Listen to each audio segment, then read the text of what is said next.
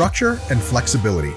The RP Diet app builds a structure of eating that creates the results you're looking for, but has the flexibility to let you scan your favorite foods and follow your preferred diet philosophy. The digital diet coach in your pocket is more powerful than ever, so let's build a better you with the RP Diet app. Dr. Mike and Dr. James, hope you guys are at least surviving and not going crazy through this quarantine time. Mike, I saw looks like you got quite the home gym going now. Yeah. I saw some of your posts on Instagram. You want to tell everybody like what all fanciful items you got? Yeah. Charlie and I got, so the number one reason we did the home gym was because Crystal, my wife, she needs to train and she's a doctor, so she's super busy and she can't go over to Charlie's to do dumbbells or anything like that. And we need a place to train, body parts that just aren't covered well for us more advanced folks by dumbbells. And we know a couple folks with garage gyms or kind of like gyms in like warehouses or something like that we can drive to train like legs or something. But like some of those are like an hour away and it's just not really, a great use of our time to do that. So For sure. Mostly for my wife, but for us as well. It was actually about a week and a half ago where, gyms started closing and we were like, okay, we have to get on this. So Charlie ordered some racks, bench, adjustable incline bench to flat. One of those aerobics deficit platforms, about close to, the 220 pounds in total weight. And then Joey Sat Strength on YouTube. We're very good friends with him. We actually just borrowed weight from his gym because he owns a gym. So we're nice. Can we just borrow like a couple of 25s? Can we rent some of your weights? Yeah, because as soon as this quarantine is over, it's going to bring them right back. Fuck if we need them, but we're just buy our own. But he's like, yeah, totally. So we got some weights for him. So basically, they have like around 300 pounds here.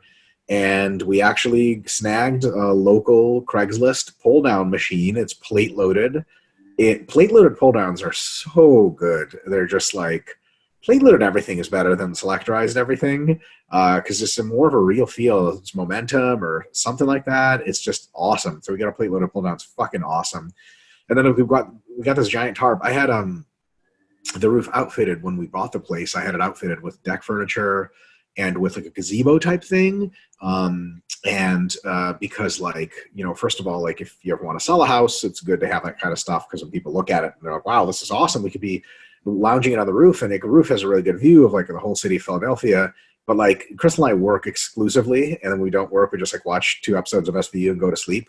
So we like really just don't go on the roof like almost ever. So the gazebo was doing a whole lot of nothing. So Charlie got like giant tarp. And Scott, the video guy, actually, Scott Hoon, helped us put the tarp over, and we sort of tied it down with some rope. So far, it hasn't parachuted the fucking roof away. It's been raining, it's been windy, and we've been actually able to train under the tarp. It's hardcore. Today, it was 45 degrees when we were training, and like warming up is a little interesting. Like we were wearing 2 sweatshirts each. And it's definitely a challenge, but once you get going, auto heat regulation is really easy when it's 45 degrees. Yeah, actually, when it's cold too, even just touching the barbell is like a challenge because it's fucking freezing, right? And you're like, what? I was watching your videos and I was like, oh man, I'm so jealous of that pull down. Like that's the one thing I don't have, like I really would want in my home gym setup, like just because the footprint's too large for our space. So just you know what I mean. For now, so I was like, oh, that bastard, he got to pull down. Well, without giving too much away, I mean, I understand you guys are looking at a new place, and there you'll have for sure enough space, I think, to have a good home gym set up, and then I highly recommend plate-loaded pull-down. Super, super awesome. Yeah, and like your boy here, I'm not too arrogant to say I suck at pull-ups, right? Maybe because I'm weak, or maybe because my anthropometry is bad, or both. Sure. But like, man, the pull-down is like one that I'm missing from the gym. So I thought it was really cool to see. You ready to start answering some questions here? I got them pulled up. RP Plus first, YouTube after. People are going to be asking you, Dr. Mike, what pull down did you get? Dr. Mike, what this and that did you get? Yeah. That's coming. All right. Ready to go? Ready. Khalid B says, hello, doctors. I hope you're safe and healthy during this difficult time. And you as well, Khalid. A few questions for you regarding 10RM and intensity progression in the mesocycle. Number one, if I could do 100 kilos on exercise for 10RM, I would start at 85% of 10RM. The beginning of the meso, so I would start at 85 kilos, 3 RIR. I would be able to do roughly 17 reps, but I would stop at 14. For the rest of the meso, the weight would go 85, 90, 95 kilos. If I have to maintain the same amount of reps. Those are giant jumps. Yeah. Yes, they are. If I have to maintain the same amount of reps to ensure RIR falls, in the last week, I would do 95 kilograms at 14 reps. That would mean that I am expected to increase my performance through the meso. Since 95 at 14 reps is more work than 100 kilograms at 10. Yes. Okay. So far, so good. I'm getting these figures from an app that estimates my 1RM based on weights and reps and weights. Okay. Wouldn't that mean that my volume through the meso is too low since I am expected to only maintain performance through the meso? Well, maintain or slightly rise, but a huge rise in performance probably indicates that from a hypertrophy perspective, you could have done more volume instead. So if that's correct, if I do 95 kilograms, 12 reps, for instance, there would still be more work done than the previous week, 90 kilograms at 14 reps. Yeah. So here's the deal. There was a specific question in there, but yeah. So there's the real question is, wouldn't that mean my volume through the meso is low since I am expected to only maintain performance through the meso? Yeah. Like, so basically what you're doing here is you're increasing vastly in your strength. This would be very atypical for an advanced person, incredibly impressive for an intermediate, to go 85, 90, 95 kilos without losing any reps. Like, that's real impressive, right? At like the prescribed RIR progression too. That's right. Bananas. Yeah, like that's really cool. Is that what he's projecting to do, or is that what he actually did? I don't know. So there's another one. The projections are tough because these RM calculators really break down when you get into specifics and you get into progressions and you get into higher reps. So it says I would be able to do roughly 17 reps. I would surmise that for most people, being able to do 17 reps of 85 kilograms means 100 for 10 is not really where they're at. For people that are faster twitch and generally better trained outside of their homeostatic range, if you had to work to get to 100 kilos on an exercise, even just sort of start around there, you can probably do far fewer than 17 reps at 85 kilos, maybe more like 14 reps at 85 kilos. And then your ability to maintain 85, 90, 90, 95, your ability to maintain that 14 reps is going to be very highly questionable. Much more realistic progression would be 85, 87.5, 90, 92.5. And it would be much more realistic if you started at, 11 and then ended up at 11 or 12. Then, 11 or 12 at 92.5 translates pretty closely to 100 kilos for 10. And I would say is a little bit of an increase in performance, which is good. And then once you deloaded and recycled, you would see an even bigger performance. So I just think that these are very, very optimistic numbers. And in the real world, your performance wouldn't go up that much. But I'll answer the full question and let James take a hack at it. If indeed this does occur, then yes, very likely you could have been doing more volume in your population. If you're getting that big of strength jumps, that's really kind of a strength program and not a hypertrophy program. James? Yeah, I agree. And so Khalid, I think might be a good alternative while you're kind of testing the water here is like, regardless of what the numbers end up being, but let's say you started at 85 and your goal reps was, between 5 and 10. I know in this example, you're using 17 and 14, but let's just say it was 85 kilos, goal reps 5 to 10.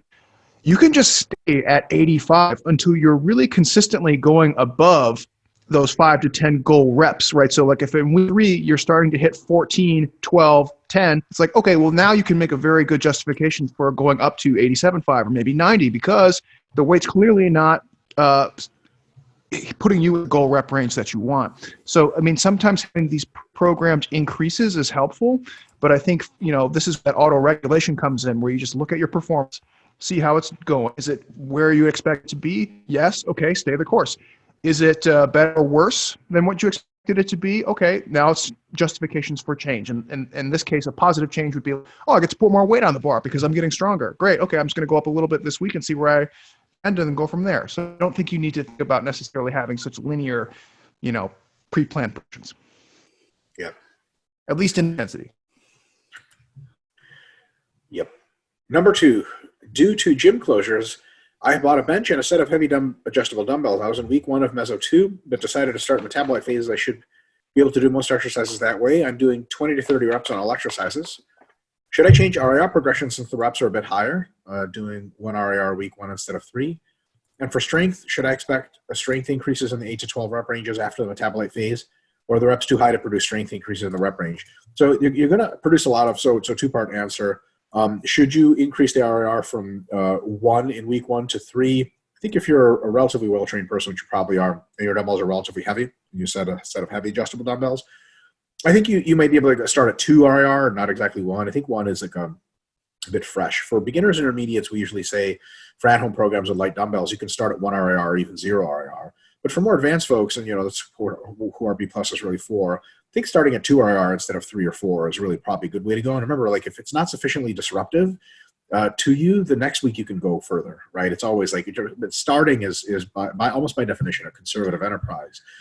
And then should you expect strength increases in the 8 to 12 rep range? So you should expect muscle increases, which will later transfer to strength. The repetitions of 20 to 30 reps are so neurologically and bioenergetically different that it's going to adapt you to them and probably cost you, if you're anything above an intermediate, you may see no increase in 8 to 12 rep strength, a little bit of an increase, or actually a decrease in strength. It will later become a huge increase, but it's going to take weeks and weeks and weeks to transition. James and I learned this a painful hard way when we thought that like doing sets of 15 to 20 would like convert to like sets of 5, and it just all of a sudden you hit like 25 pounds under your PR of set of 5. You're like, how did I get weaker when I'm clearly more jacked? And then weeks later, you're like, oh, that's like it's a very, very different movement. James, what do you think? Yeah, you nailed it. I totally agree. All right, sweet. Number 3, I just finished day 2 of the metabolite phase, and I'm in fact more sore. I like how he's like, should I begin a metabolite phase? Anyway, just finished day 2 of metabolite phase. I just finished day 2 of the metabolite phase, and I'm in fact more sore than week 1 of a regular meso. Hey, it's hopefully you didn't do 1 RIR. It just did 2. It looks like maybe you did. Is it probably due to a combination? It is probably due to a combination. New exercise, higher reps, shorter rest, and the fact that I haven't really trained the last 2 weeks as I was waiting for the equipment. I mean, that last one is overwhelmingly the factor. Yeah, that last point. This got me wondering, prior to joining RP, I used to do a bro split 1x a week or muscle group. I would get sore 2 to 3 days, but would only work that muscle again a week later. Now I need to be much more diligent in monitoring soreness and recovery given the higher frequency. On Monday, it was an upper body day with a chest focused at 11 sets of chest. Starting getting DOMS Tuesday, now it's Wednesday and I'm still sore. Assuming performance is the same, when training a muscle group every 3 days, should I add sets if the soreness only fully goes away the same day when I'm training the muscle group before? The muscle group again, or is that 0? I don't know what you mean by 0. Maybe he's talking about the MPT rating scale, but yes, You should only add sets if the training you did last time, soreness is completely gone when you do it again. I think it's worth noting too in this example, like your week 1 on this one's probably going to be a wash in terms of being able to use that information, make good choices. A, you had like 2 weeks off, and B, you switched to the meso, which is like already going to be kind of, So you got two really pieces of like variation that's going to negatively affect. So I would be just train this week, see how it goes, maybe back down a little bit for this first week, getting really, and then use your 2 numbers as like a good new start baseline in terms of going up or down, because having been off for that long, like you're just going to be radically sore for what you do. So it's kind of hard to say. Yeah, but definitely don't increase. Go again with the same thing, even in that instance, right, James? Like, do a repeat of week 1 for week 2, and then evaluate again. Yeah. And he says, I know, for instance, if I completely heal the day before training the muscle group again, it's a 1. That's not the case. Your performance has to also be good for it to be a 1. And if soreness overlaps the next session, it's probably -1 or a 0. Maybe. Probably -1, but it also depends on your performance. Assuming performance is the same, but what about completely healing on the same day? So I don't know what you mean by the same day, but do you mean right before the session? Or do you mean like the same day, but after the session is over? I think that if you are sore when you have to train again, you either don't increase volume or reduce volume. Reduce volume if it was perceived as incredibly difficult and your performance is faltering, then definitely decrease volume. Or if you're incredibly sore and you don't heal for several days after. And if you're a little bit sore the day of, that's a 0. If you're not sore at all and your performance is decent, but it was pretty tough, 0. And if your performance was really good, like you're like, oh, this isn't that hard at all, and you were completely healed, then it's a +1. So give that some thought. Number 4, I want to incorporate a bit of strength work for compounds into my mesocycles going forward, around 6 reps. Would you recommend starting at 102% of my 10 RM? That would yield roughly 6 reps on the first set with 3 RR in week 1. I would then keep the reps the same but progress the weight. So the percentages of 1 RM are really hugely individual of where your reps would fall. I would say experiment, warm up, and see what is a tough 6 reps and start there and then auto-regulate after that. It could be very different based on different exercise. Different and different rep range too. So it's like hard to scale a rep range from another rep range in many cases. So I would just do what Mike said. So it's like, okay, well, I'm using 10 RM. A better way would be to use your 3x6 RM. Right. But if you 5 RM, you don't have that, yeah. So I just guess and check at that point. Auto regulate. Number 5, my last question involves rest times. On most isolation exercises, I get 60 to 90 seconds on mesocycles 1 and 2. And half of that in mesocycle 3, that's the metabolic mesocycle, what I'm doing now. I find this gives a nice pump for delts and arms when the rest times are short. However, doing so means that my later sets are impacted. I could do more reps if I rest longer. Would you recommend keeping the rest times the same to go for the pump effect, or rest a bit longer and do more reps in mesos 1 and 2?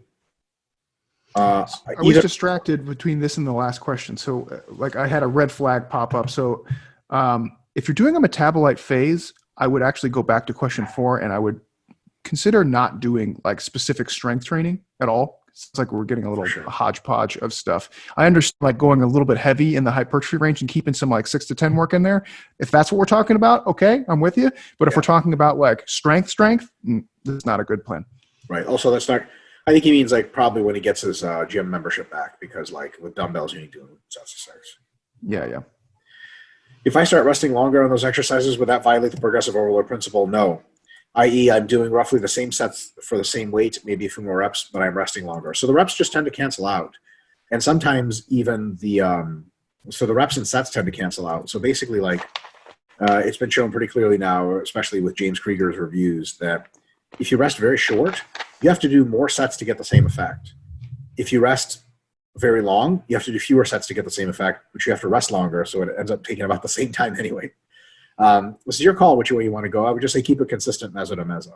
And what I would also say is there's a rest time algorithm that we use at RP. And if you go into RP Hypertrophy Guide Central Hub and you click on any one of the articles about any muscle group in rest times, it's got an exact algorithm of how to figure your rest times. I would just follow that because that's really the best way to go. And what that really just dials you into is like you rest until the target muscle is going to be the limiting factor.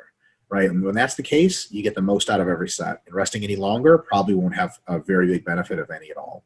But if you rest shorter than that, you will have to do more sets to get the same effect. And that's totally fine if you want to do that, if you want to get a little bit more of a burn going and work quickly. Some people just don't like resting, and that's totally fine. They will have to do more sets in order to get the same effect. And the last thing is, how do you know you have to do more sets to get the same effect? Well, you gauge how much of a pump you have at some point during the workout. So for example, if you take really quick rest breaks, you do 4 sets, like you're heaving and hoeing, like you're huffing and puffing a lot, but your pump locally at the muscle might not be as impressive as you thought. But if you rest longer, each set is really tough, gets you way more reps, and the pump could be like gnarlier. In addition, you can perceive the degree of muscle disruption. Like if you rest very little between bicep curls and you do 4 sets, someone's like, how are your biceps? You're like, they feel kind of pretty fine. Just, I don't know, just sort of ran through that. Where if you rest longer, you could really knock your biceps out and you're like, holy fuck, like shit is off. Like my strength feels weird, contractility is weird. And then lastly, like the degree of soreness right after the workout and then into delayed onset. Like if you take very short rest times, a lot of times you just won't get as sore from 4 sets as you were when you were taking longer rest because each set is higher quality. So you can auto-regulate that anyway. But I would say just don't ever really go again if your breathing or other muscles or your central fatigue is a limiting factor. It's a pretty good guide for how to train, because otherwise you're just like sort of willfully doing much more junk volume than you need to. James? Yeah, that was a really good explanation. This is those instances in sport and exercise science. I think it's really funny where it's kind of a wash, where it's like, pick one that works for you. And we really do like really simple things for complex reasons, you know? And so it's always, the answers are typically like kind of no-brainers and seem like common sense, just like this is like duh type answer, just like pick one and be consistent. but there's a lot of like really complicated reasons why that is true. And there's many things in our field which kind of fall into that, where it's like, train hard. Like, okay, there's so much that goes into training hard, but at the end of the day, it's like, okay, well, you just got to make sure you put in a reasonable effort and you're probably going to get what you want. Like, Yeah. it's just one of those things. I think it's really funny where it's like, okay, you can take shorter rests or longer rests or a big spectrum in between, and it's mostly equivocal. You won't get away from the work. That's the real kicker. Yeah, exactly. All right. Daniel Hacker says, I'm considering making a bit of change to my macro cycle. I'd like your guys' opinions. Initially, I planned 3 mesos of mass, mini cut, then 2 mesos of mass. I'm about to finish my 3rd meso of mass, but I'm not too fat. Started massing at 191 at the moment, 207 now. I think instead of taking a mini cut, I'll instead do a 3 to 4 week maintenance phase at this higher body weight and then do 2 more mesos of massing, gaining 0.5 to 1 pound per week. Then maintain again and go into a cut. Think this is a good idea? No, I don't, personally. I just don't see a need to mini cut currently as I'm not over fat, but I know that the volume resensitization after 3 mass mesos is probably a productive idea. I think with a mini cut, you can get a good deal of volume resensitization and get a little leaner. Being too lean is not really, unless you're like really super lean, where you have veins and you're starving all the time. Being too lean is not really a really bad problem to have, Daniel. And I would say take the mini cut anyway, maybe shorten the duration, maybe shorten the aggressiveness of it. But I would say losing a little bit of fat can just make the rest of your massing go super well. And also at the end of those 2 mesos of mass, you'll be way less fat than you thought you were going to be, and you're going to be thanking yourself for it. Then the successive cut you're going to have after doesn't need to be as long. You can get back to massing quicker, or the cut can be just as long and then can get you to a really nutsoid lean level you never thought you could. Take it from someone who's overmassed a whole lot during his life and gotten way too fat. If you're sitting pretty and nice and lean, take it and run with it, man, and keep it instead of just being like, fuck it, like I'm just going to maintain like it. And because you're going to mass again anyway. I would say a maintenance phase, is good anyway, but after those 2 massing phases. Right now, I would say maybe make your mini cut not as strict or not as long, but still take it because you could be in a really good place. James? Yeah, I agree with Mike. So the question is kind of like, what's the advantage of just taking the maintenance phase over the mini cut, where they both kind of have the same volume sensitizing effect? The mini cut has the added benefit of keeping your body composition in a good place. The only real benefit I could see to doing the maintenance phase is like when you're just psychologically just like, fuck this, I don't care anymore. Yeah. But at that point, you're probably not going to mass again anyway. You know what I mean? So it's kind of like if you're in between masses and you're in a good psychological state, I would lean towards mini cut unless there's something I hear as to why you would want to do the maintenance phase in lieu of that. So I'm just not sure other than that. Yeah. If you have a barbell and plates, what do you think of a deficit RDL as a good lighter option for hams in the training week, as heavier RDLs are done early in the week? I live alone, so doing isometric partner leg curls or aura curls are kind of out. I'm thinking either B stance RDL, deficit RDL, 1 to 3 inches in 10 to 15 rep range, or lying wheel drag curls, lay down, heels on a shirt, and curl my legs to my butt with a top pause. Which do you guys think is best, or they all work and it doesn't matter? Totally cool with that answer. What's B stance is cool. RDL? It's when you like put one leg out, one leg back, so you can focus on one ham at a time. Like a single leg version? Yeah. Oh, I just never heard it called that before. Okay. Yeah. B stance RDLs are cool, except they take forever because you have to do each ham by itself. Deficit RDL is awesome if you have the flexibility and if your hamstrings are still a limiting factor. Because some people that just turns into a lower back exercise. And most people will start cheating with their upper body too, where they just reach down instead of hinging down. Yeah. Lying heel drag curls are actually really sweet. If you have dumbbells that are round, or if they have like one of those adjustable dumbbells, you can use that dumbbell. Or if you have a barbell at home of any kind, then you can do those heel drags with a barbell and load various weights onto it, and that's really really tough. So I think those are all really good. B stance takes a long time. Deficit RDL has its limits, so if you can do deficit RDL, they're definitely a great choice. I would say the lying heel drag curls are great because also they're biomechanically a little bit different. And if you do like there's 2 different kinds of RDLs, it's really very low variation, and the hamstring function of curling the leg in is actually a slightly different musculature than the hip extension. So I think the lying heel drag curls are my personal vote for what you should do now at home, but I'm totally cool with everything else. James? Yeah, I think that's a great choice. I would lean towards more towards the single leg SLDL, but a lot of people don't tolerate doing hip hinging twice a week. like really hard hip hinging, like barbell dumbbell hinging versus like a 45-degree back raise, something. That's kind of what I mean. So some people don't tolerate that very well, and in that case, if you're one of those people, I think the leg curl option is probably better. If you're somebody like me and you are very responsive to hip hinge, I would do it that way, but I don't think your option is bad necessarily. I think they're both good. Yeah, great insight. Sam Schneider says, hey, Dr. J and Dr. M. Endurance guy here again. Thank you for recommendations last week regarding leg training. Sissy squats and increasing my mind-muscle connection has helped me significantly decrease the large number of reps I was doing in sets of leg training. I've also started taking a wildly unreasonable dose of Viagra before I train to get that nasty pump. LOL, JK. I was like, really? Oh, that's a good idea. I have a few random hypertrophy/endurance questions. Are there any hypertrophy strategies that might preserve endurance adaptations outside of limiting muscle loss during injury/time off? Or are they mostly unrelated? I had knee injury that prevented me from running biking that didn't inhibit me from doing hypertrophy training. I would say hypertrophy training with compound alternating supersets is a real good idea there because it keeps your central endurance systems firing a little bit harder than normal and will allow you to return to play easier. And anything done with high repetitions while doing that is also a good idea. James? So, yeah, I think that's a good suggestion. However, I just want to point out that like when you stop doing your endurance training methods, like your specific cardio training, you will start deconditioning within like a week and a half if you're not doing that specific type of training. It's one of those things that does start deconditioning immediately if you're not stimulating it. And you can preserve some of those characteristics through weight training and kind of like cross-training, hybrid kind of CrossFit-y type training. You can, however, just keep in mind, like once you stop running or cycling, you're going to immediately start deconditioning those things. So at that point, it's a matter of like minimizing loss rather than complete preservation, because you will not be able to preserve it unless you do some. So much of it goes just from the local mechanics. So you have like peripheral factors and you have central factors, all of which are deconditioning at the same time. So it's just one of those things, like if you stop cycling, it's just going to suck the next time you get back to cycling. And so there are some things you can do to mitigate that, like trying to keep a higher rate workload, but it's just going to decondition. And I'm not really sure if there's anything.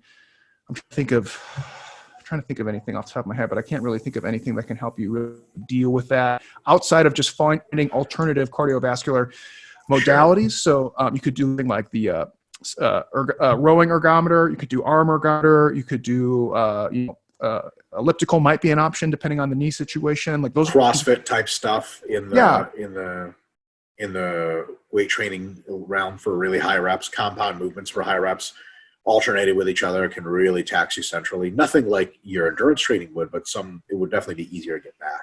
Yeah, so finding an alternative cardio modality will at least preserve some of the central and you'll lose some of the peripheral, but it will come back quickly once you start training again. So instead of losing 2, you only lose 1, and not a huge deal. Yep. All right. Question 2. Weight training legs for cycling is commonly done in the off-season to increase power on the bike in terms of squatting. Would I induce larger and more transferable adaptations to my bike riding power if I were to squat 2 to 10 rep ranges versus 10 to 30? Would it be more advantageous to progress load on the bar or overall capacity number of sets/reps with the same weight, James? Yeah, so this people tend to think of strength training for cycling as this like weird, completely different than everything else outside of the normal expected realm of adaptations. And unfortunately, that's not true. So you should do weight training for cycling all the time, minus like very specific peaking and tapering protocols where you might take it out just to have a good performance. So what we recommend is that for cycling, especially if you're doing like hill downhill, doing like mountain or hilly terrain, you definitely want to have periods where you're doing that 10 to 30 kind of rep range and really building a lot of work capacity and tolerance to intense training. But you actually want to start periodizing your way down as you get closer to competitions and actually increasing the strength characteristics. So you might actually start seeing yourself doing of, like 5 to 10, 4 to 8, 1 to 5, and really getting big, strong quads and using things like high bar squats and leg presses. I actually did a little stint on this a little while ago. One of the big goals for increasing your power output in cycling is just getting stronger. And that means being stronger on the bike, but also just having generic quadriceps transfer of training effects. And the way that you do that is by getting really, really good at squatting, really, really good at leg pressing. Leg pressing is a great option for cycling because you don't have the kinetic chain limitations that other sports do. So normally if it's like a football player or rugby player or soccer player, we'd say focus on something like squatting because it's going to have better transfer of training effects because of the kinetic chain. cycling, you don't really have to support yourself upright against the world. You just sit on the bike and push really hard. So leg press is a really great option for loading those quadriceps in a really heavy, strong way. So I would actually think about periodizing like a traditional sport in that regard with the training, where you're going from higher reps to incrementally lower reps and really building up your strength in those quads. Great answer. Nothing to add. The soreness I derive from a long/hard LOL Viagra. Sorry, Dan, the bike feels different than the soreness boner I achieve jokes. feels different than the soreness I achieve after a brutal end of meso leg workout. Is this solely due to the fact that I'm taxing different types of muscle fibers, or are they sustaining different types of damage? Probably both, man. Probably both. But certainly, you would be in a very prime position, and a lot of people aren't in this position, and they sort of just weight train or just do endurance, and then they can't speak to this matter accurately. But since you do both, you'll be able to perceive it and speak to the fact that soreness from hypertrophy work feels considerably different than soreness from endurance work. And the soreness from endurance work, in my view, is a lot of times centered more around the joints and distal areas, is a bit more diffuse. It's kind of like not this, ow, like, ooh, like my quads, like you push on your quads and like, ow, they really hurt. It's like this sort of diffuse soreness that's kind of like, it's like a direct damage kind of crinkle when you open your quads up and close them, like you move your legs, you're like, that kind of just doesn't feel great.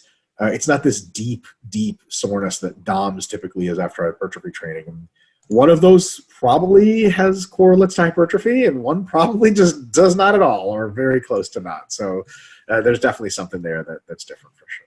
Not exactly Yeah. sure. I agree. And I think in the muscle level, it's you get a lot more of like metabolic type damage and soreness that you see in something like cycling rather than something like lifting, where you just accrued an incredible amount of byproducts for the last 2 hours while you were working, and it's taking its toll. So it's very similar if you've ever done like occlusion training and you were like, why am I so radically sore? Well, it's because you've been accumulating metabolites throughout that workout, and it's wreaking havoc on you. So same idea. Lastly, I was wondering about the main driver of vascularity. Dr. Mike's quads are large and veiny, LOL, I need to stop. Yet, so are the quads of many professional cyclists.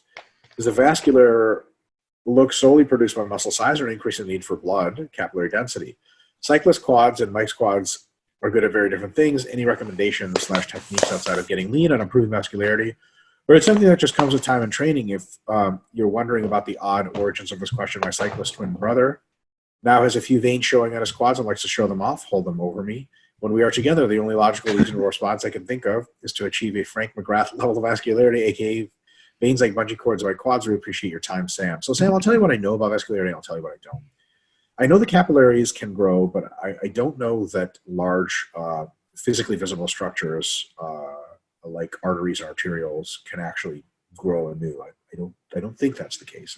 I suspect it's not, but maybe.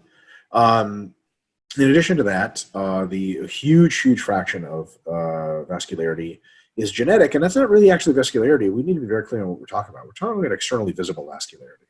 Everyone has a very similar degree of vascularity in their muscles and around them, but this is just surface vascularity in the skin. So it's a lot of genetics. And then number one factor is for sure leanness. But leanness doesn't account for everything. So you would know Jay Cutler's physique was actually very not vascular, surprisingly.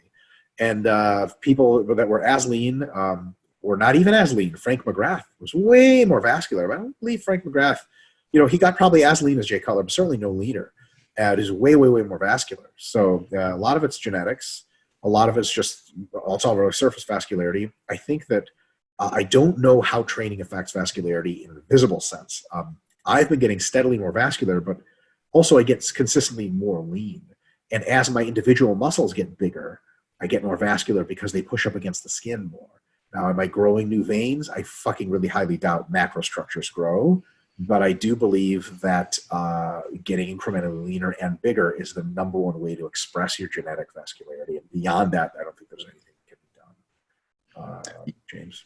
Yeah, I agree. And like angiogenesis does occur to some degree, but as Mike was saying, it's on such a deep level, there's no way that you would even ever be aware that it's occurring, right? So the things that you see are your giant structures that are just popping up a little bit more, either through having a bigger muscle or a lower body fat. The training that you do in cycling will trigger angiogenesis to some very minute degree, but that's going to be like at capillary type level, Right. things that you just would not be able to see, or it wouldn't be sticking out through your arms or your legs. You know what I mean? Yeah. So a lot of that is just doing your normal endurance training. That's just the thing. So it's kind of like, how do you train for hyperplasia? It's like, well, you just kind of do hypertrophy training, and if you're lucky, it happens. And if you're not lucky, then it doesn't really matter anyways. So just kind of do your normal thing. Go for it. For sure. All right. Harrison Catan says, hello, Mike and James. Thanks for your advice from a couple weeks ago on how to address the misnomer of getting bulky from lifting weights with women. I talked to my girlfriend and got a clear picture of her goals and was able to dissuade her of the thought that lifting heavier or in a bodybuilding sort of way will quickly make her look bulky or unfeminine. Dr. James, I even inserted the hot dog look description in there too when I brought it up, the fat loss and what's necessary to maintain muscle mass. It worked great, so thanks again. Glad that could help. Always a winner, hot dog. Yeah, nobody wants that look. In addition, I did eat during my last competition. Just wanted to skip the minutia of listing everything out. Well, thank you for. Oh, okay. Yeah, I remember last week we were like, did this guy just eat breakfast and then not eat the day? I remember now. Now the actual questions. When it comes to MRV, I've heard it described by Juggernaut that you can have a squat MRV, bench MRV, and deadlift MRV. Could you go in depth about the crossover MRV for squatting for quads affecting the back and deadlifting for back affecting the quads? How much does one affect the other? And would you take away sets from one lift as you increase another in a given week? So those are a couple of different questions there. Could you go in depth about the crossover of MRV of squatting for quads affecting the back and deadlifting for back affecting the quads? So the direct effect of deadlifting, it doesn't affect the quads much directly, the actual quads, but it does affect your squatting MRV because the squat is involved in two capacities, cross current with the deadlift, 3. 1, local fatigue of the spinal erection musculature. There you go. Who's our last person that asked all those questions? More boner Sam jokes. Schneider. Hope you hung around to hear that one. Oh, hung around. That was really good. Yeah, that was pretty good. So posterior chain, chain. Everything's dicks. Everything's dicks. My life summarized. So basically, you've got a thing where, number one, the local musculature of the posterior chain, including the glutes, hamstrings, and back, is hit by quads, hit by squatting, and hit by deadlifting. So there's some cross current there. The next thing is axial fatigue, the fatigue of having to have your spine compressed, definitely affected by both. And then lastly is the fatigue. So honorable mention is quad fatigue, but really quads are so minimally involved in a proper deadlift, unless you're doing sumo, and then there's some involvement. The quads and glutes and adductors can actually intersect, but with conventional deadlifting is very, very minimal. And then lastly is systemic fatigue, because both of those are very systemically fatiguing, and one costs the other a lot just because they cost everything, right? So so there is that interaction, and benching interacts by both also, if you do a proper arch, beating up your back, and a systemic fatigue that's cross transmitted as well. And then your next question is, how much does one affect the other? So it depends. It depends on your MRVs individually. It depends on your recovery abilities. So for example, if you're training like way below your MRV and you just happen to have a really gnarly MRV for your posterior chain, your limiting factor on squatting is your quads, and your deadlift's just not that high. And let's say even like your deadlift's not that high because your back's not that strong, but your backs are really good at reps and doesn't really fatigue much. And also you're very well leveraged for the deadlift, there's going to be a very minimal effect from one to the other.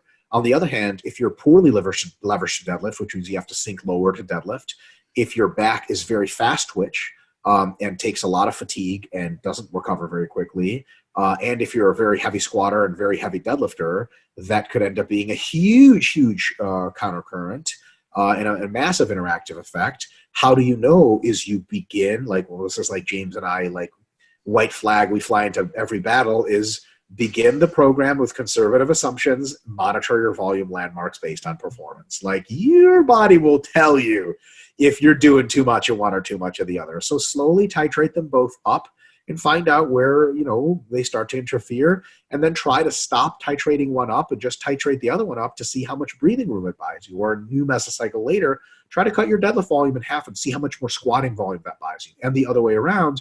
And the last question is, would you take away sets from one lift as you increase another in a given week? In a given mesocycle, yes. In a given week, probably not. Chad Wesley Smith has very advanced programming where he like peaks the squat twice in a 4 or 5 week meso and peaks the deadlift once and the bench 3 times. And he peaks them all sort of during different times. Super advanced.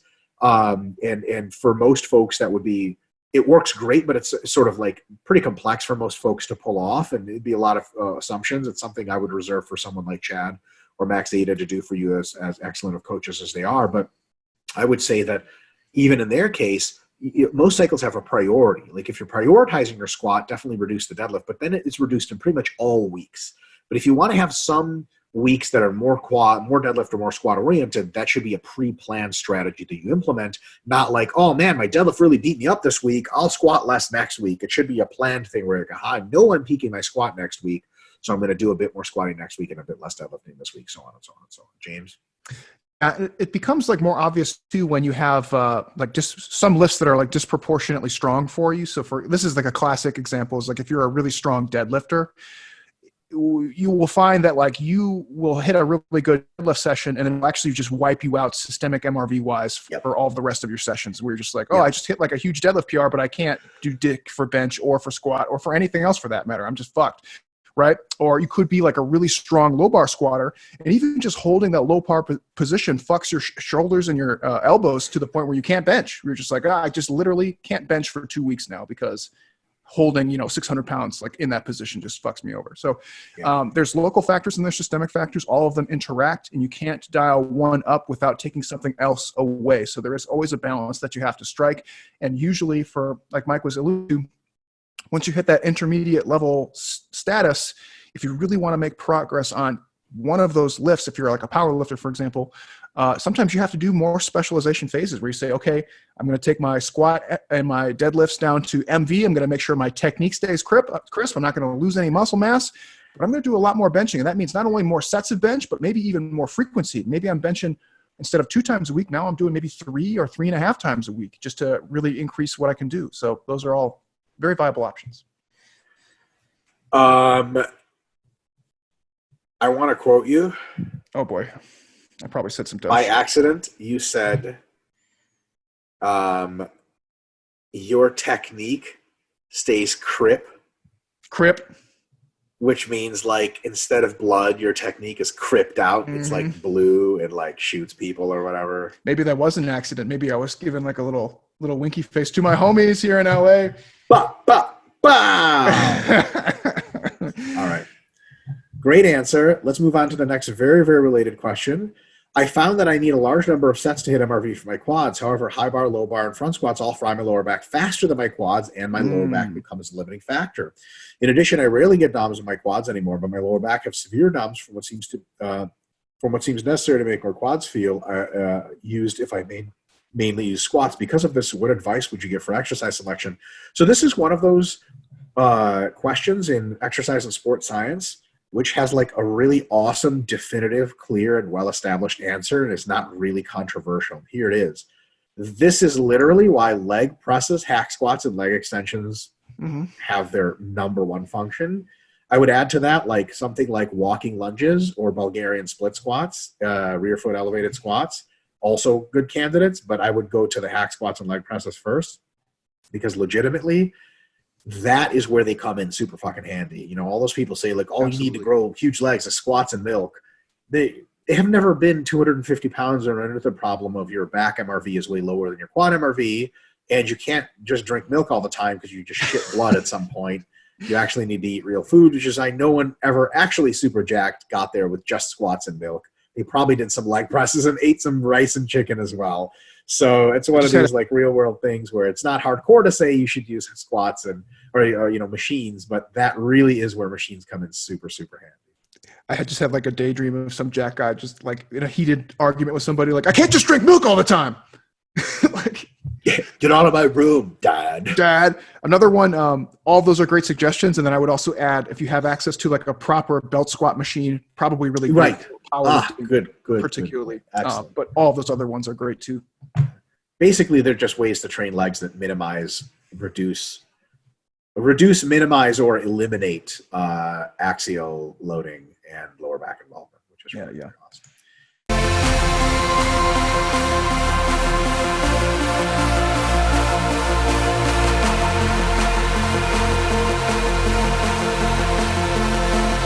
I work hard for my results, and I need my diet dialed in.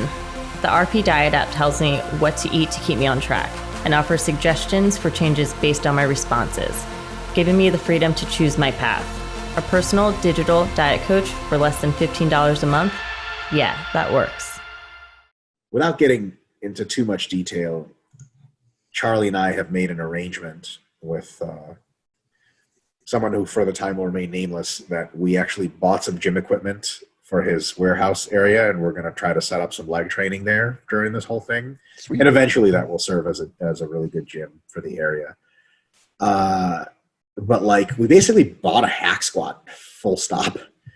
And before then we went, to this guy's sort of warehouse situation and did just squats. And we had a whole heavy leg workout with only squats. James, we did 6 sets of squats. 2 ultra heavy, 2 pretty heavy, and then 2 still sort of heavy. The highest reps in the workout was 8. It was like, I know where this is going. I've seen those days before. That's a rough day at the office. It's a rough, and then at the end of it, it's like, oh man, that was tough. And like, we're like, yeah, like, how much do your quads feel it? And we're like, eh. And it's like, we're doing full, completely high bar pause squats, and it's like, even still, without our hack squats and leg presses, we're like, god damn, the SFO. Charlie and I literally left, and we're driving back, like, the stimulus to fatigue ratio on that workout sucked. The raw stimulus was great, but it took heaven and earth of fatigue. And it was like, this is bullshit.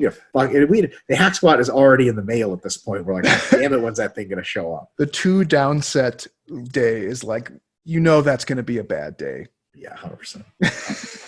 the two downset workloads. Yeah.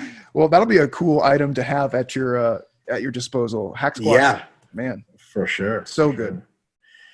All right. Erno Toivonen says, hi, Mr. Doctors. Number 1, I might be going to a quote-unquote forced vacation without pay soon because of the Wuhan virus. Don't worry about me since I'm financially well off, winky face. Anyway, I was thinking about using this to my advantage. I'm currently doing 4-time-a-week MPT on the first, and I'm on the first meso, close to the end. Can I jump to 5 times a week MPT on the next meso or metabolic meso? If I wait until the metabolic meso, I might waste many weeks of good, non-stressful recovery time. My guess is this vacation will only last 1 to 3 months, if it even happens. Well, so one cautionary opinion, and then an answer to your question. I think it's absolutely a fine idea if you have tons of free time developing to go up and increase frequency. But a cautionary thing is, I sure hope they don't close the gyms where you are / do you have a home gym? Because if then we would say purchase our at-home templates instead of the MPT, and they're actually way cheaper. Because that just might be a thing. So I would say definitely don't. I would not. It's crazy that this advice literally doesn't give James and I as much money as we could have if we gave you the opposite advice. But the way we do things at RP is we're truthful first, and then if you still like our products, then you can buy them. We're never going to sell you anything that you don't need. Don't buy the 5-week MPT yet. Just don't do it, man. And see how your political situation. I'm going to continue to assume that you are Finnish. That may not be correct, but if you're in Finland and they sort of haven't done any gym closings yet, but they may do them, you don't want a thing, because here's the thing, like, once they open up the gyms, your vacation will be over too, and then you'll have this thing that's useless. So I wouldn't buy it yet. I would wait. Yeah, those are definitely good points. I think like the notion of increasing frequency, if you have the opportunity, is good, but yeah, you have to factor that in with the political climate and your current situation. So I think that was a good caution by Dr. Mike there. Yeah. Number 2, related above, I was thinking another option would be to do 4 times a week, but instead split the workouts, at least most of them, to 2 workouts a day. So like 6 to 8 times a week to the gym with 3 whole rest days. Which one would you recommend? 5 days a week versus 4 workout days a week with 1 to 2 workouts per day. Man, I think this number 2 is actually a safer option in the current climate, James. So like if you have the gym access for sure, then I would go to the 5-day. That would be for me. If you are not sure, then you could experiment with 4 times with double sessions. That would be like a safer bet. So I'm not sure. It really would depend on if you have like a consistent gym access situation. Yeah. And then he said, edit after watching previous webinars, I will choose 5 times a week to get more volume for my non-responder body. Yeah, like James said, that's probably the better advice. But again, be careful. making choices in this current time.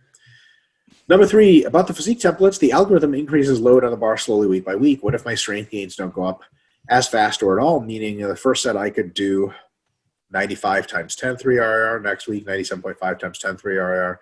Next week, 100 by 10 2 RIR. Next week, 102.5 by 9 2 RIR. Next week, 105 by 8 2 RIR, etc. Can I just increase the weight by how I feel? Basically, only increasing weight when I know I can hit my target rep range with bigger weight? Yes, absolutely. Yes. James actually made that answer earlier to another question. That's totally fine. Honestly, like, that's a really great question. And the answer for why the template's designed the way it is it's a template. Like, it just gives the average. The template is designed for someone who basically knows almost nothing and cares to know almost nothing, to just open it and start working out, and it takes care of everything. Yeah. Like, you know, someone who's not as advanced of a thinker as you or as anyone at RP Plus, you'd be like, hey, so what do you think you should go up by, like 2.5% or 1% or 3%? He'd be like, what? Go up by what? Huh? I just do what the fuck the template says. So that's why it is the way it is, but it's not like some kind of golden rule. We have to go up by the amounts. You're absolutely making the correct decision by adjusting it. Then he says, on the example lift, I would increase the weight only after when I get 11 or more reps on the first set. That's totally fine. That's a fine way to go about it. Not doing anything about it, though, is totally fine, too, because if your reps drop, as long as it's not precipitous, and your weight increases as your reps drop sort of linearly, means that you're not actually showing a reduction in performance, that's totally fine, too. But if you prefer, if you, for example, get a better mind-muscle connection or a better pump when the reps stay above 10, and when they dip below into the 8s, it's just not as good anymore, then for sure you should wait and let your reps drift up instead of putting weight on the bar. Yeah, and just like a little personal anecdote, I mean, this is something I wish I would have known maybe like 10 years ago, because I can't tell you how many mesocycles and how much time I've spent training needlessly trying to ramp up the intensity for non-strength outcomes. You know, it was the tip. I think what most people do, and I've made the same mistakes everyone else does, right? Where you're like, I want hypertrophy, but in the back of your mind, you're like, but I also want to be strong. So I'm trying to increase the weight on the bar all the time. And it's like, I wish I just would have picked one and known that I can just do most of my mesocycles. I might have one weight increase on most lifts. Sometimes if it's going particularly well, I might have 2. And I'm like, well, cool, I got really strong on this one movement. But that's usually when it's a new movement. So then I'm like, it doesn't even count. So you know what I mean? So it's like, for me, that's something that's made my training a lot better, is just not needlessly ramping up the intensity all the time, and ramping it up only when I've decided that I need to. And I usually use something like a goal rep range or something else along those lines to help me figure that out, or RIR, for example. So don't needlessly, the template is, meant, as Mike said, for people to just kind of jump and start. But if it's pushing the weight up too fast for you, there's no need to continue going up. You can just keep it at the same weight as you did last week. Yeah. Yeah, some of my best training that I've ever done, and something I credit to a really huge growth of my shoulders in the last 2 years, is increasing reps. Like, I'll keep the same weight for 2 mesos in a row, and slowly add a rep, sometimes not, add a rep, sometimes not. And all of a sudden I'm like doing for 18 reps what I used to do for 10. I mean, you cannot have the same muscle size and do that. Like, if someone who is already well trained takes their rep, their lateral raise reps, the 50s from 10 to the 50s for 18, they gain size. There's no motor learning in the world that can take a trained athlete and put that much fucking rep into it. So. Totally agree. Yeah. So don't let the ego get to you in that regard. Like, it's perfectly okay. If you're trying to get more muscular, don't worry about that intensity progression, at least in terms of weight on the bar, quite so much. Yeah. 4A and 4B, I'll just answer super quick. James, let me know if you find any problems with it, because they're very related. Sure thing. About the physique templates, upper body chest first day, the incline press is the first exercise, and horizontal press is later. Is that because of systemic fatigue? No, it's because most people who do physique templates want a bigger upper chest, they want lower. And then it says, would it be a sin to switch them up, first horizontal, later incline, and also switch the later upper body back first incline press, then horizontal press? Is absolutely not a sin at all. James, any problems there? Not at all. Great. What if you were like, you know what, Mike, that's a really ridiculous answer, and I think, honestly, you're slipping. I can't believe I work for this company. I'm out. Goodbye. I don't mean good. I just bye. You know what? And I'm unsubscribing from this YouTube channel, too, while we're at it. Like, wow, it's nice that you were a subscriber to your own YouTube channel.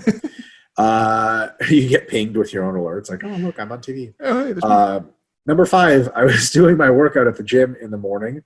When suddenly I got the info that a certain meeting was moved to an earlier time and I needed to end my workout prematurely, I had 2 exercises left, incline press first, then horizontal press. Both had 3 to 4 sets planned for the work. I managed to do 1 set of incline press, then got to message to run to the meeting. My plan is now to go back to the gym after work today and do the 6 to 7 unfinished sets. In similar situations, what would your recommendation be? Mine would be to just do exactly what we did. Do the sets the following day. If it was a rest day, that's also totally fine. Or just don't do the sets at all and chill out, or do as I did. Do as you did first. Second is do them on the next day if it's a rest day. And then last advice is don't do them at all. I think we say skip the workout altogether. If you miss like half a week of training, like if you miss 2 days in a row, just pretend that they never happened and just go on to the rest of your week. But if you miss 1 day, then usually you can just bump the rest of your days up and or squeeze it in somewhere and get it done. James? Yeah, there's especially like if you're on like a 4 times per week program, the level of overlap there is such not a huge deal. I think do as you did or do it the next day are your best options. Yeah. Do what you did when you've done that to me. Daniel Newens. Hey there, Dr. Jamie and Dr. Mike. And Jamie. How closely does the resensitization phase in the MPT mimic a strength phase? For background, I'm a very large human, 6'9" male, now weighing 260. Good God. That's a huge We found fish. Bigfoot, dog. We found him. He's real. I am a relative beginner in terms of hypertrophy physique-ish training. Thank God, because when you get jacked, you're going to start eating people. He's going to be gigantic. Fuck. I spent my college years as a competitive club rower, and that required me to drop a decent amount of weight from my high school days, fat kid, and had me as low as 220 pounds, stick figure-looking guy. After college, I spent a year or so doing CrossFit, which was fun, but then I decided I wanted to grow some muscle and look like a person who most likely works out. I spent time from September to 2019 current massing up with mini cuts in the middle as I end my current mass in about a week. It is time for some maintenance and then a cut to see how this whole thing went. My general thought is maintenance would be a good time to get stronger and resensitize things a little bit before heading into a cut, because I've been doing all this high rep jazz from another program for 7 months now, and it's growing a little stale. Going to be purchasing the full body MPT and sometime between now and when the lockdown ends, because gyms are closed down on Long Island, and want to know what general direction I should be pointing the boat. Thanks and appreciate your time. I think if you just mostly want to get jacked, I think a resensitization phase on the MPT is totally fine. But if you want to get a little stronger, run the resensitization phase, but run it for a little bit longer and go a little, even a little bit heavier than it says. And then all of a sudden it's more like a strength phase. James?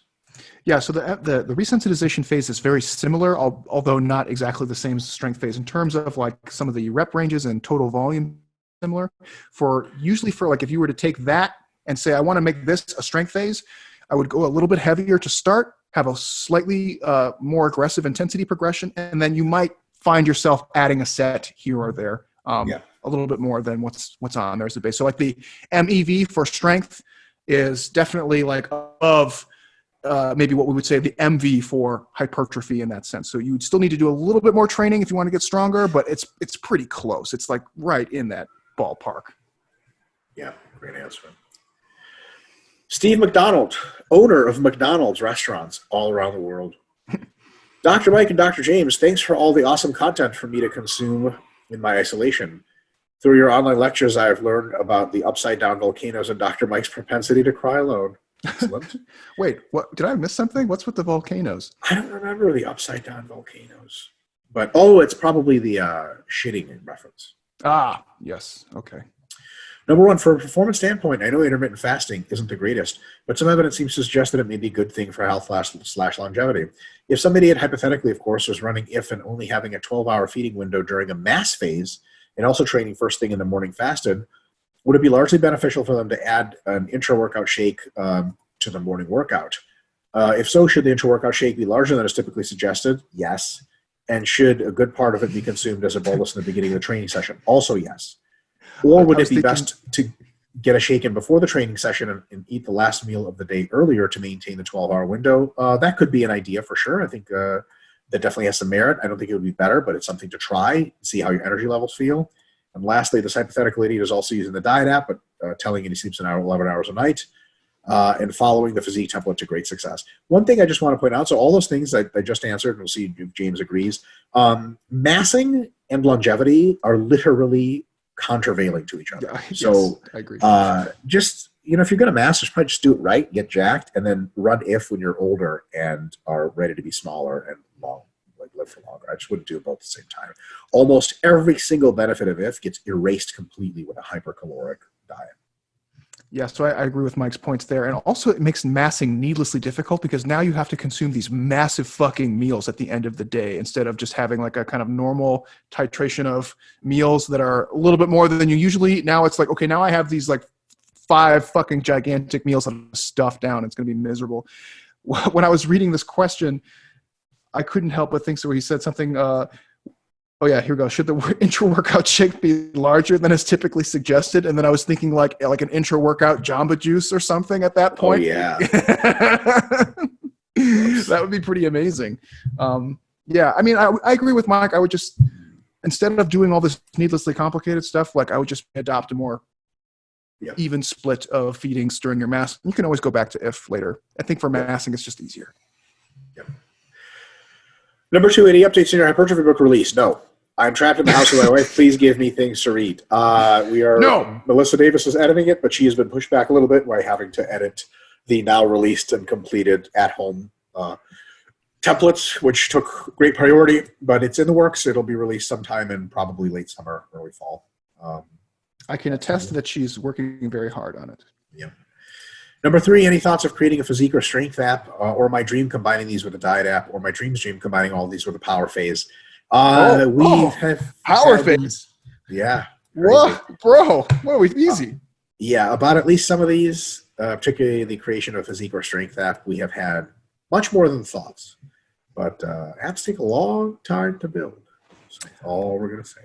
In the meantime, if you're looking for any kind of strength-y apps, I would definitely check out the hashtag ChadBot, which is Chad's strength training AI system, which people seem to be having a lot of success with. But other than that, just I would say stay tuned. Paul Desadelier says, "Hey docs, how would you expect blood results in a male natural bodybuilder to change when dieting to very lean conditioning, i.e. testosterone levels, bone density, resting heart rate all drop? How about impact on red blood cells, white blood cells, and a bunch of heart stuff, platelet counts? Similarly, how would you expect blood results to change after hypertrophy overreaching phase? Plenty of research on this topic on endurance athletes, but implications on natural bodybuilders, no fucking clue whatsoever. I would ask a medical doctor that shit." Yeah, I think actually a good person to ask those kind of questions would be Scott. He's a medical doctor. Scott Howell.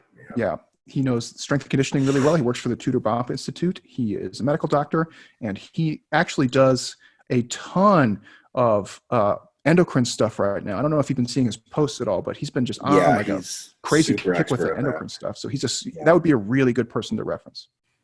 Yeah, 100%. Dr. Scott Howell, Howell. Number 2, if an athlete has better technique and feels better stimulus, mind muscle connection, and DOMs from pause reps, not rest pause sets, would there be any disadvantage to using pause reps for all movements across an entire hypertrophy program? No. Miss out on heavy weighted stretch? Not really. Maybe a little bit, but potentially make up for it with lower axial loading and better SFR and improved technique. Absolutely. Look, if you can check all those boxes, then there's really no need to do anything else outside of variation. So, but the variation question kind of answers itself because staleness will reduce your SFR for a given technique, and then replacing it with another technique is by definition a better SFR. So, James. I don't mean to be pedantic. He wrote STF. Are we assuming he meant SFR, or is there something else that I'm missing? It's the only possible way I can understand. See, I was thinking like STFU, like internet speak. Better shut the fuck up, maybe? I'm like, wow, damn, this guy cut us off. Yeah, I'm assuming SFR, and if that's the case, then I agree with what you said.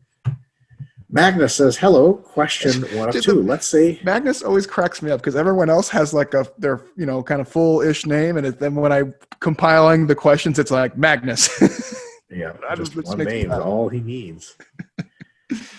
Question 1 of 2. Let's say I am used to training each muscle 2 times a week on average at an average accumulation phase volume of 14 to 16 sets per muscle group per week, and let's say I can progress on that. Then I do 2 to 3 months of training where each muscle is 3 times a week at an average accumulation phase of 18 sets per muscle group per week, followed by a resensitization phase. Given everything else was constant, stress, nutrition, etc., and I return to the first frequency and volume, but I theoretically now require more to progress. Yes, but you would require more to progress anyway because over time you require more anyway. You would require more to progress, but not much more because you did do a resensitization phase. James? Sorry, I got lost in that one. I'm rereading it. Let me know if I can super quickly sum it up for you. basically training twice a week and then training 3 times a week. Do you need more after 3 times a week, even after you take a resensitization phase? Is your body somehow more permanently resistant to volume? I would say no, not much more than if you somehow did that much more volume. Like basically over the course of your life, as you accumulate more and more and more volume, you need more and more volume to grow. There's no huge way around that. Resensitization phases buy you a shitload of extra time, but eventually, they only work so well. So resensitization phase fixes most of that. But look at it this way. With the 2 to 3 months of training that you did at 3 times a week, you would grow more muscle and you would become more volume resistant, both. The thing is that if you didn't become more volume resistant, you wouldn't have grown that extra muscle. So that's what extra muscle costs. You can almost say that increased muscle mass comes with an increased resistance to more muscle mass. You couldn't just say that. That is absolutely true. So you could say, like, I want a Ronnie Coleman level of muscle. Well, Ronnie Coleman at his peak could grow 0 muscle, if that makes any sense. Yeah, so I agree with what Mike's saying here. And so the idea would be like it wouldn't kind of cause you to accrue like a disproportionate amount of adaptive resistance. The problem would be when you are getting to a point where you need to now train each muscle group 3 times per week in order to stimulate growth. That would be an indicator that you've been progressing in your training age so much that you are accruing a pretty substantial amount of adaptive resistance. And that would be a product of you need to actually just get more training volume, but you cannot simply cram it into 1 to 2 sessions anymore. It has to be spread out over several sessions. So that would be kind of like the intermediate conundrum is where you can no longer train all things at all times. The advanced conundrum is I need to do more, but I have to do less and do it more frequently. Yeah, for sure. So for sure. I think like you don't gain adaptive resistance any differently than if you any other time that you would train. So if you go in and train, you're going to develop some adaptive resistance over time. So I don't think like switching for one meso is going to like skyrocket you into the late intermediate stage, if that's what you're worrying about. There's no more than any other training session would. Right.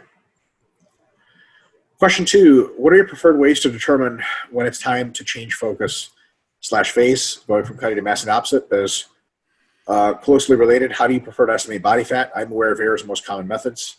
Could something like give it a decent low body fat percentage starting point, massing for 4 months at a rate about 1% body weight per month, followed by a 4-week resensitization, followed by a 4-week cut at a rate loss of 0.5 to 0.75 body weight per week for an intermediate, work indefinitely given no competitions? So nothing works indefinitely, but it could work for a long time. Absolutely. And thus largely take care of the need to estimate given body fat percentage or the need to estimate when it's time to change phase in the first place. Largely, but not wholly, and here's why. My preferred method, and we'll see what James is just the mirror and the scale. Really just the mirror. Like I'll set a certain gain rate and I'll check the scale and see if I'm like roughly something's happening.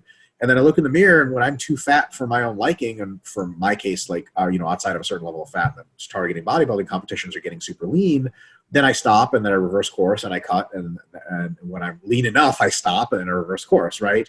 At the end of the day, because we're doing this all to look good in the mirror, the looking in the mirror part is a really, really critical part of it. A lot of prep coaches in bodybuilding, especially ones that give that deal not with naturals but with drug bodybuilders, there's so much flux to body weight with drugs that they don't even look at the scale. Like the guys send them their body weights, but they look at them number once, just sort of, okay, whatever. But they just do weekly progress pictures and adjust macros and cardio and weights accordingly. So, at the end of the day, how you look, it really is the big thing. And look, if you have shredded fucking abs, but like you've done 4 months of gaining and you've gained stuff and you're still shredded as fuck, maybe you shouldn't cut. Maybe you should keep massing, right? And at the other hand, if you're like 3 months into massing and you look like a fat piece of shit and you're like, fuck, like, well, I've still got a month of massing. Like maybe you don't. Maybe it's time to cut. So I would say this is a good baseline to have. And then your appearance every month at least, careful examination of like how many abs you can see and stuff is a good way to sort of auto-regulate that. James? Yeah, I think that's really good. And, you can also use things like your pant size or like your belt loops as a way of kind of getting like a little bit more of, it's not really like a quantitative thing so much as just like another kind of supplemental supporting piece of evidence. And that works really good. So for me, like I know if my pant size, if I go up to 36, like you are Jabba, you are getting real fat, dude, you need to calm it down.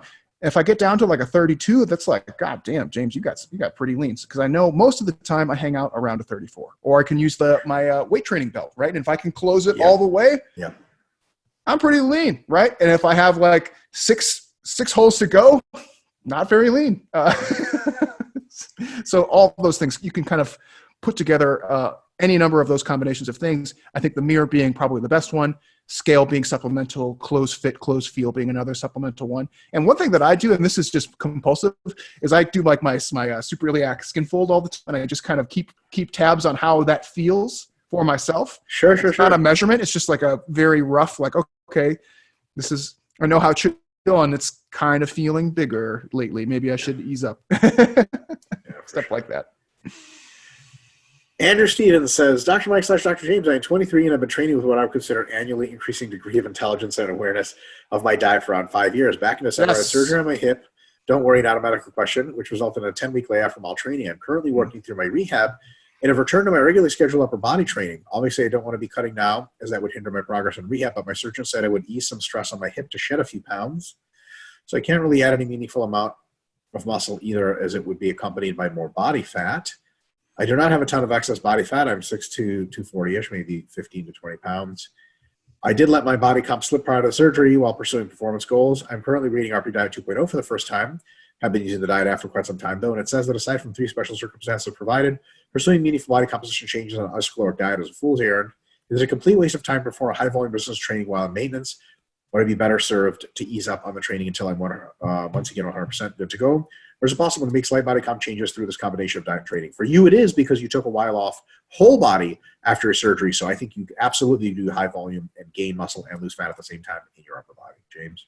Yeah, and it's not a total wash to train like up to your whatever respective MRVs that you can while under isocaloric conditions. You'll have really, really good training, and some of that will carry you on to better training later on, even if it doesn't fest right exactly here and now. Not to mention, it's also just a good stress relief when you're kind of cooped up and you've been off training for a while and you're just starting to kind of get back into the groove. Like, yeah, it's good to do a few things hard if you can. So I'd say go for it. Yeah. Andrew Middlebrook says, when training for hypertrophy, what are the downsides to pre-exhausting muscle groups in beginners and intermediates, and what are the downsides for advanced lifters? So there's actually a weighted downside for both. One will pay a bigger cost than the other. Big downside is if you pre-exhaust with an exercise that does not have a really awesome raw stimulus magnitude, and then the exercise you go to after does have an awesome raw stimulus magnitude, you could lower your overall raw stimulus magnitude for the session. Like if you do leg extensions before squats, which is something that was detailed in a discussion I had with Coach Kassim on Revive Stronger with Steve Hall, if you do pre-exhaust leg extensions before squats, you're essentially like getting tired doing a pretty shitty exercise, and then you're not performing so well on the very good exercise after, if those happen to be those exercises for you that are very shitty and very good. So my recommendation is pre-exhaust with like hack squats or leg presses, which is an incredible, awesome compound, super limited by the quads exercise. And then afterwards, yeah, the squats are worse, but you still put your best exercise first. So you don't want to like you say cable flies really suck for me. I can barely feel my chest. I love incline barbell pressing. It fries the fuck out of me. Don't do, as a beginner intermediate for sure, cable flies before inclines, because you're going to fuck yourself over and the total raw stimulus magnitude is going to suck. Beginners and intermediates don't have to worry about stimulus to fatigue ratio too much, because if fatigue is not really often a limiting factor for them. Their raw stimulus magnitude needs to be high, though, to get them gains, and sometimes that can just sort of fuck you over. For advanced lifters, same idea, but usually advanced lifters, their SFR is such a big cap, they have no problem accumulating enough raw stimulus magnitude. They have to make sure that systemic and cross-muscular fatigue is limited, so they might still do those not-so-great cable flies before incline bench, because to them, zapping their upper pecs is not a problem. It's making sure their shoulders and triceps and elbows and spine and sole aren't so tired from doing 400 or 5-pound inclines that they can't do back and chest and all the other stuff later. So the downsides really is make sure the movement you're pre-exhausting with is still a fucking brutal movement, but more isolation-y than the movement you have after. And then you're really, really good to go. Don't just pre-exhaust with some dog shit movement to just become more tired for your exercise that comes later. James? Yes, those are all really good points. I think one of the big downsides for beginners is it's completely unnecessary, and actually doing pre-exhaust, in terms of just total amount of sets per muscle group, might actually just put you over what you need altogether. Like you might have only needed to do 3 sets of quads or chest or whatever. But that might have been all it needed to get a robust stimulus at that point. And going up to, doing 2 or 3 sets of pre-exhaust and then going to doing 2 or 3 sets of something else complex might actually put you over the curve in terms of how much like stressors you've accrued during that session to be productive. So I would say for beginners, it's completely needless because you need very little to go one way. For intermediates, it's definitely going to potentially inhibit your ability to accrue high volumes and or like a very good intensity stimulus per the volume that you're accruing. I think for intermediates, you can make a case to situations where we can improve my muscle connection and stuff like that by doing the pre-exhaust. But I would still say like the quality and quantity of the training is probably going to become more limited. And then I think the best application is definitely the advanced athlete for using some of the pre-exhaust, and Mike already kind of went some of the pros and cons of it. So just you can make a case for intermediates, but I still don't think it's just not as good of a bang for your buck. I would rather see them do compounds and downsets rather than pre-exhaust and Yes, and another one is it's really shitty stimulus to time ratio, STR, pre-exhausts, but almost by definition. And another problem is like it might not let you develop all the other musculature you're training. So like beginners get a lot out of just regular squats because they can train their glutes and adductors and hamstrings, or glutes, adductors, and quads a lot, like over MEV for all of them. Really, really good stimulus for all of them with just one exercise. Whereas if you pre-fatigue with leg extensions, then like a lot of those other muscles just don't really have like, they don't really get a lot out of it. And you end up like sort of like, okay, great, your quads grew a little faster maybe, but like the rest of your muscles didn't. And look, when you're a beginner, you need all the muscle you can get in all the muscle groups. So you need to do the hardcore compound movements probably first because they're so stimulus to time ratio is so good. Definitely. Joseph Heslop rounds out our final questions for RP Plus, and then we move on to YouTube. Says, hi again. I was on last week. Second question about testing for RIR. I was looking this past week at example programs at the bottom of the new series in the hypertrophy guide in conjunction with lectures on block training. As far as I understand, the objective when it comes to volume over the mesocycle is transform from MEV to MRV. Yes, actually, it's to start at MEV and continue to progress until you can no longer perform. Whereas the MRV is not the goal, it's the result, right? It's a little bit of a different situation. I'll make a perfect analogy for you. When you like rent a go-kart and they tell you that like is when the gas runs out, like you need to pay for more gas, or like that's when your lease expires and you have to go home, you can't ride the go-kart anymore. It's not proper to say that the purpose of go-karting is to try to get rid of all the gas. But when you get rid of all the gas, the go-karting times come to an end. The point is to ride it, right? So we're not trying to get to our MRV, but we inevitably will. Does that make sense, James?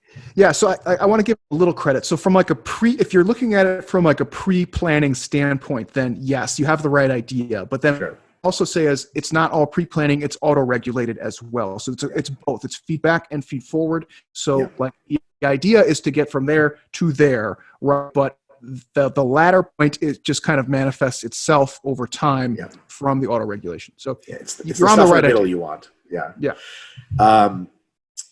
Now in the lectures, it is expressed that MRV over training block increases. This is displayed in the new example programs. My confusion arises when comparing the final volumes of each mesocycle. For example, the program nicknamed Atlantic sample program for the back finalizes with volumes of 12 sets, 23 sets, and 30 sets respectively for mesos 1, 2, and 3. Are these final volumes an example of where an individual's MRV may take them? Yes. And do they really differ by such magnitudes going from meso to meso? Only if you increase frequency like the mesos illustrate. So there's two things going on there. One, MRVs go up over multiple mesos and within each meso, for sure, but over multiple mesos, definitely. Number two, the mesos increase frequency every time, and it's been shown that just doing a higher frequency within a meso means that you can squeeze more sessions of roughly similar volumes into the week and still recover, right, and still make an adaptation. So it really, that's where most of that comes from. If it was just 2-session programs, mesos 1, 2, and 3 were all 2-session programs, the final volumes would be like 12, 14, 16. It wouldn't be 12, 23, 30, right? And that 30 for like the 4-time-a-week program, that is not sustainable for any longer than like one mesocycle, but that's why it has that block structure. Yeah, those are good points, because I think people will get confused on that. They're just like, "Oh, my MRV is 30 now." Okay. For sure, right? Yeah, if it is, it is. I understand exercise selection later measures less fatiguing, so that's another contributor, right? Well, I would say a minor one. Each set, which could explain the magnitude of the jumps regardless, 12 sets for back to the MRV at Meso 1 seems intuitive very little, so perhaps I'm misunderstanding something. I get that these are just examples, but I do believe the rough average of the old back guide had MRV of 24. Notice the average is still basically essentially the same. What you want to do, Joseph, is scroll all the way up to the top of that hypertrophy guide for back and look at the volume guides. And in the MRV, it talks about how different sessions roughly correspond to different MRVs. So it'll say like in 2-session back MRV might be 23, in a 3-session 24, and a 4-session like roughly 30, something like that, right? It does say that actually at the beginning in the literal sense. And just another quick note. So there's the frequency difference, and there's also the loading spectrum differences across those mesocycles. Yes, so and exercise selection. Yep. And exercise selection. So Meso 1, the blend of everything, but generally is heavier weights. So that drives the MEV and the MRV down. As you lighten up in weight, they both kind of shift up a little bit and keep shifting up as you lighten up in weight. So that's another reason why you see that trend. So Meso 2 is kind of like a nice even split, and then Meso 3 is a little bit more light focused. And the lighter weights might not have any different session characteristics. Like the MAV per session might be the same with light weights as heavy, but you recover faster from light weights day to day than you do from heavy weights. So you can squeeze in another light workout and be totally fine. Whereas if you squeezed in a 5 to 10 rep workout, it would squeeze you the fuck out of your body like a tube of toothpaste. Yes. Finally, in a meso, are you supposed to finish just under your MRV the week before, or keep going right until you underperform so it's proven? Either works, but you really only know if you have an underperformance, but either's fine. Also, what is the best course of action if you say you have reached your MRV, one of the muscles but not the others? Do you keep going, try to prolong the meso, perhaps with light days until the other muscle groups reach that point? Call the end of the meso right there. That's actually a very complex question. It really depends on which way you want to go. That's why these are just muscle guides and not whole meso guides. We're going to be writing extensively about a sort of a formal way to treat this problem in the hypertrophy book. And there are, on RP Plus, there are lectures currently being put out on how to treat this in the Advanced Hypertrophy series, which are currently being released. So I would go to look at there. But basically, you sort of set yourself some guides beforehand, and you find yourself in a situation of like, if you have to recycle a muscle twice, it's probably time to end the mesocycle. And if more than half of your muscle groups have to be recycled back to MEV from MRV, then it's probably time to end it. But there's a bit of nuance there and a lot of specificity to that answer. So I would look into those resources. And then in the hypertrophy book, we'll explain it very, very carefully.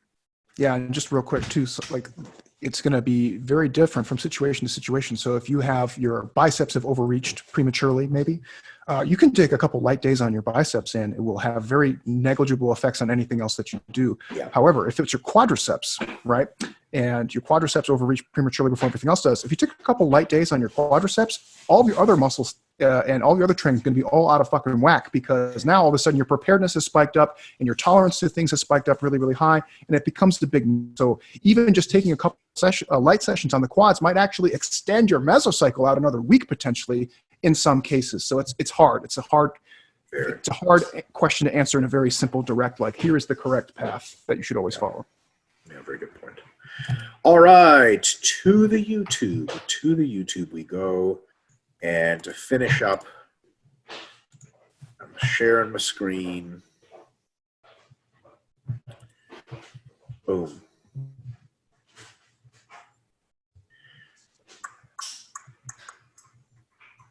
Okay.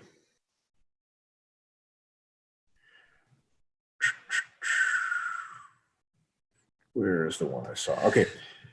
Caio Lurejo says, Dr. James, I was wondering if you could dive into sorry to cut you off. I actually recorded my Dr. James Does Sports lecture, and I covered this question and many of these other ones directly already. So if, all right, well, I'll just take a few more of these then. I picked out the sporty ones, so if there's any like more general or body possession ones, let's tackle those. Any of the ones sports, I grab. I can answer a couple of these real quick. Clint Moser says, hello, docs. I heard Mike talking to Broderick Chavez about the sandwich technique, maybe I'm a little behind the times or something, but I noticed this is not in the new hypertrophy guides, but at the moment still in the old chest guide. I've started using it for chest and back and like it a lot, so just wondering where you stand in it currently. Is it something to utilize if someone isn't feeling the intended muscle, or could hypertrophy be hindered by sandwiching the isolation between the compounds because the weight is quite a bit less on the second compound during the sandwich? Compound isolation, compound versus typical compound isolation level videos. So that second thing I would be concerned about, the isolation sandwich is really, really great if you have the volume within your session to need it. So it's more of an advanced technique for people training relatively high per session volumes. If you do like 6 sets per muscle group per session, then you just do 2 sets or 3 sets of something and 3 sets of something else, or even just 6 sets of one thing. There's just no time for the sandwich. But if you're doing like 10 sets or 12 sets, which some people need and some people benefit from, then the sandwich becomes awesome. And the sandwich is really like more for advanced folks that really want to simultaneously fuck up their shit from a real hardcore, like, you know, train what's fresh perspective, and also get the benefit of pre-exhaustion. So, yeah. That was really good. I can't help but notice that Lane Norton, is he natural? Is he really 9%? The Greg Doucette. Scroll down a little bit. Sorry. Yeah, I mean, like, daddy or not. Like, yeah, it's just like pure speculation. It's just like pure smear campaign too, right? Yeah. It's like the only that's all Greg does is he just beefs with people and like talks shit, natty or not. I mean, it gets him the views, right? He's making a lot of money on YouTube. Hey, what he wants, it's literally what he said. That's his entire purpose. All right. Here's an interesting one. Jacob Kowalski says, do you believe Tom Platz induced hyperplasia in his legs? Heard Greg Knuckles talking about hyperplasia, and he said he believes it can happen in humans. Tom trained like a madman at his peak, and he would only train legs twice a month, doing stuff like 405 times 50 reps for hamstring curls, beyond failure with isometric force reps, baby reps, etc. So I've actually several times in several muscles done so much in one session that it really fucked me up and permanently it's like debilitated my muscles, and there's still sort of some, like my pecs and triceps are still a little bit fucked up from that 10 years, 15 years later. So I think there is such a thing as acute overtraining of a local muscle. So I'd be very averse to doing crazy shit like this. And also because the evidence and reasoning for hyperplasia, as especially caused by this kind of crazy training, is very scant. I wouldn't bet on it. And lastly, there's been very well documented that the training with excessive amounts of damage can actually reduce muscle mass or not cause much accretion of mass. So I just wouldn't bet on it. And it maybe hyperplasia occurs, but I'm just not sure. Greg would be the first person to tell you that. If you ask Greg Knuckles, would be like, Greg, is the way Tom Platz trained a surefire way to enhance hyperplasia? He would be like, I absolutely can't tell you that. I actually just don't know. And nobody does. Hyperplasia is a real big question. It's incredibly difficult to test because you would have to just dissect an entire human to count all the muscle fibers, right? That's really tough to do. Well, easy to do, highly immoral. Yeah. But you know, so I'm not sure. And I personally, and James will like to hear what you say, I as a practitioner would not recommend insanity training where you train once every 2 weeks. I think the downsides most of the time outweigh. Yeah. The thing is, like, it's no, even if you can stimulate hyperplasia to any tangible degree, it's not clear that that gives you an advantage or just traditional hypertrophying of the muscle, which bodybuilders seem to do pretty goddamn well these days. So why risk doing something crazy that could have like pretty severe repercussions if you get an injury over just doing kind of tried and true stuff, which the anecdote supports and the science supports? It's like, why? You know, hyperplasia, as far as I know, is like a happy accident. That's our understanding right now. We don't really have any clear guiding light as to why it does happen. So there's no point in chasing after it, at least for now. Last question. Kevin Foss says, I can't remember if it was the last webinar or a podcast I listened to with Mike, but he said something about having legs past a certain size causing problems like vomiting from an intense workout just because they take more blood from the rest of the body. This is definitely dumb, but I can't stop thinking about it. Would it not be beneficial to just have more blood? How does the body control how much blood you have? And is it beneficial to get it to produce blood more? Doping, man? That's a real way of performance enhancement. So actually, anabolic steroids give you more blood, and that's one of the ways in which they enhance a ton of things, including performance. They also make you bigger, which compounds the problem, and it gets you back to square one. But one of the sort of paramount things about being out of shape, so if you take someone with big, strong muscles and they haven't trained with very high volumes in a while, they're going to vomit real fast for high volumes for many reasons, but partly because their blood volume is not as high. When you train with high volumes for a while, your blood volume does go up. And that absolutely makes you vomit less and makes you much more efficient at training. So I do think that that's definitely a thing. You got to be careful about how much more blood you have. It has to come with an equal amount plasma, equal amount red blood cell component, because I'm getting check this out. I wonder if you guys can see this. Can you see that? Political call. Yeah, Oh my from goodness. Detroit, Michigan. They want me to vote for something because my number is 248, and because I grew up around Detroit, they think like I'm still voting for fucking local candidates there. They send me text messages sometimes. I literally was like, if you don't stop sending me this, I'll embarrass you publicly. This is fucking atrocious invasion of privacy. And they're like, sorry. Like, nobody ever wants a text from anything political. You out of your fucking mind? But anyway, what's it called? If you have too high of an RBC count, which you can get through blood doping and through erythropoietin drug use, you can actually die from excessively thick blood. And, you guys think bodybuilding's dangerous. Statistically, elite cycling is way more dangerous. Those guys drop dead fucking regularly in their sleep because their blood is too thick. Not through natural training means, just through blood doping and EPO doping. So, yeah, more blood is great, but it's actually even more dangerous compromise if you take it too far than any amount of real world gear you can take. So there you go. You heard it here first. Yeah. I'm wondering if like doing like a blood dope protocol would prevent you from vomiting in some cases. It would definitely reduce it because, you would just, first of all, less blood would go. You would have more blood left over for your GI tract, so you wouldn't freak out on that level. And also, it'd probably be a little bit better in buffering lactic acid. So, yeah, definitely. But it's interesting thought. Yeah, but like you have as much blood as you have, and the process by which to increase blood in every normal sense corresponds to just higher volume training, which you're doing anyway, right? The thing about vomiting less is do the kind of training that makes you vomit, and you will vomit less, right? But on top of that, enhancing blood supply beyond that is real, like, boy, oh boy, you're taking some serious risks there. Fuck that. Tons of guys at a high level in bodybuilding donate blood regularly to keep their red blood cell count artificially down because it gets so high, it starts to get dangerous. So it's really the opposite sort of problem a lot of times. For sure. All right. Well, we went for about a little over an hour and a half, so I think we're probably going to wrap this one up. I think that was it. We hit all our landmarks. We finished and we did 3 YouTubes. That's it.